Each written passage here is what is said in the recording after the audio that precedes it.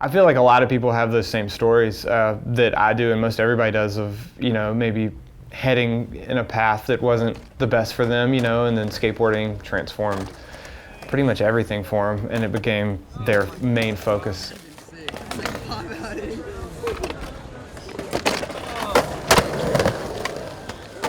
The original idea behind the shop was trying to merge my passions in life, which were skateboarding and art, together.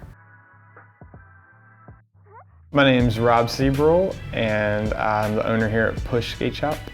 I always think of skateboarding as an art more than a sport, even though it does have like the athletic part of it. Because of the way that we view the world, especially street skateboarding, which is where I came from and a lot of us came from.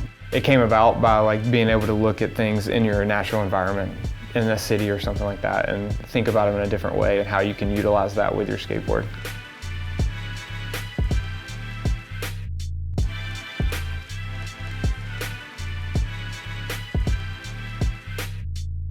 It's always appealed to maybe outcasts or people that don't necessarily fit in other areas. Skateboarding's always kind of been a refuge for those people. Most people don't understand.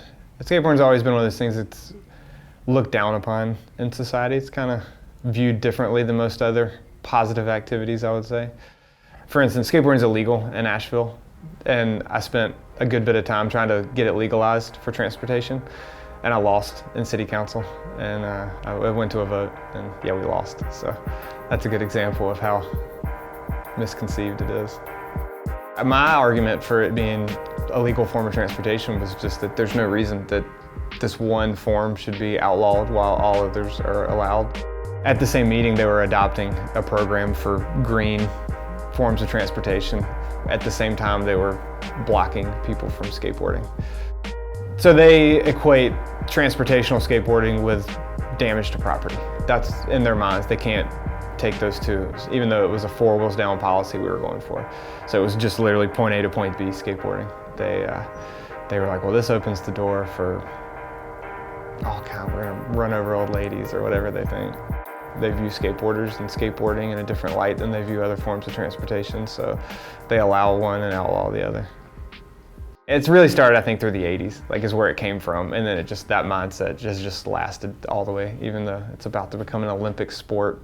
It's still, you can't ride it down the street. Asheville's a little smaller, so at times there's less for the police and people to deal with, so skateboarding was kind of like an easy target to hassle us because there's not as much going on. I'd like to see more people out street skating and stuff and not be so, weary of doing that because of it being illegal. 2018 is it's time for that to change and that stigma and stuff to be let go, especially in Asheville, to have pubsicles and have people drunk riding around bikes and impeding traffic and all these different things, for that to be largely accepted and okay. But I can't skateboard from, say, where I park to the front door of the shop or something. I could be given a ticket. The foundation has been pretty amazing to watch, especially from my perspective, someone who grew up here skating my entire life in and around Asheville, to see how it's brought the community together, and it has given us this one place to go and kind of meet and hang out and to be allowed to be creative and come up with ideas of what we want to build or what people want to paint, and be able to work together and do that all in one shared community space is pretty awesome to see. And it just helped skateboarding grow so much in Asheville. There's a lot of folks that have moved here over the past few years as a result of the foundation existing, and it's such a good place to skate. People are definitely traveling from all over the country here just to skate there and visit it.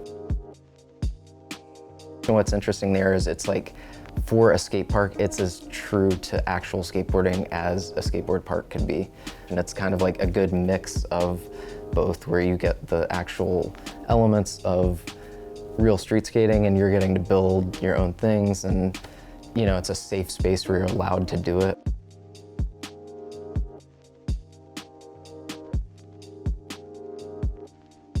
I would tell people that, open your mind to pay attention to who's actually out there skateboarding these days, and don't be so swayed by the media and old movies and things of that sort that always cast the skateboarder as the punk.